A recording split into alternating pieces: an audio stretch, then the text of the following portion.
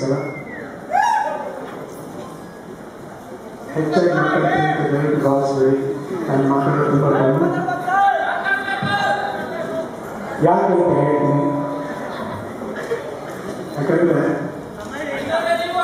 ಇವತ್ತು ಕಾರ್ಯಕ್ರಮ ಬಂದು ಶ್ರೀಮಂತ ಮುಖರ್ಜಿಯವರು ತಂದೆಯವರ ಬಗ್ಗೆ ಬರೆದಿರುವ ಪುಸ್ತಕ ಬಂದು ಒಂದು ವರ್ಷ ಆಗಿದೆ.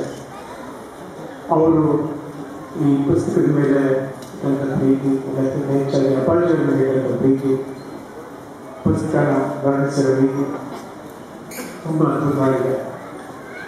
ಇನ್ನೊಂದೇನೆಂದರೆ ಈ 3 ದಿನದಿಂದ ಈ ಕಾರ್ಯಕ್ರಮ ಏನು ನಡೆದಿದೆ, ದೊಡ್ಡ ದೊಡ್ಡ ನನಗೆ ಎಲ್ಲರೂ ಈ ವೇದಿಕೆಗೆ ಬಂದು ತಂದೆಯವರ ಬಗ್ಗೆ ಹೆಚ್ಚಿನ ಮಾತು, ಪ್ರೀತಿಯಾದ ಮಾತು, ಹೊಡೆದ ಮನಸ್ಸೊಳಗೆ ಬರುವಂಥ ಒಳ್ಳೊಳ್ಳೆ ಮಾತುಗಳಾಗಿದೆ.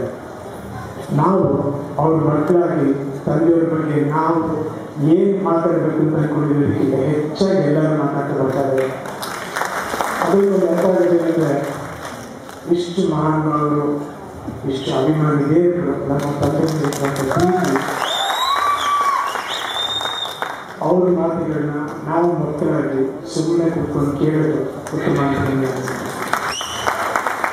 ನಾವು ಅವ್ರ ಮಕ್ಕಳಾಗಿ ಇಷ್ಟು ವರ್ಷ ಅವ್ರಿಗೆ ಕಾಲ ಕಳೆದು ಅವರು ಕೊಟ್ಟಂಥ ಹೆಸರು ರಾಜ್ಕುಮಾರ್, ಮುಂದೆ ಬರುವಂಥ ಹೆಸರು ರಾಜ್ಕುಮಾರ್ ಅನ್ನೋ ಹೆಸರನ್ನ ನಮ್ಮ ತಂದೆ ಆ ಭಾವನೆ ಸಿಕ್ಕಿದೆ ಅಂದಾಗ ನಾವೆಷ್ಟು ಜನ ಪುಣ್ಯ ಪಟ್ಟಿದ್ದು ಗೊತ್ತಿಲ್ಲ. ಹಾಗಾಗಿ ಇವತ್ತಿನ ದಿನ ನಾನು ಅಪ್ಪಾಜಿ ತುಂಬ ನೆನೆಸ್ತೀನಿ. ಥ್ಯಾಂಕ್ ಯು ಅಪ್ಪಾಜಿ, ತುಂಬ ಧನ್ಯವಾದ.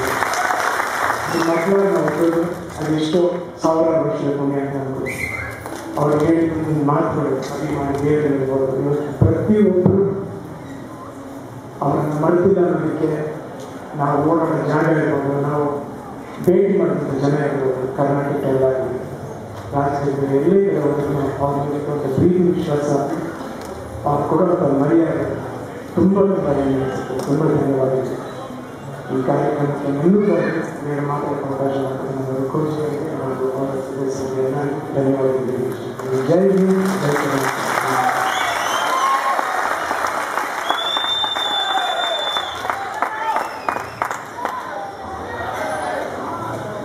ಈ ವೇದಿಕೆಯ ಪರವಾಗಿ ಪುನೀತ್ ಅವರಿಗೆ ಪ್ರೀತಿಯಿಂದ ಗೌರವ ಸಮರ್ಪಣೆ ಮಾಡುತ್ತಿದ್ದಾರೆ.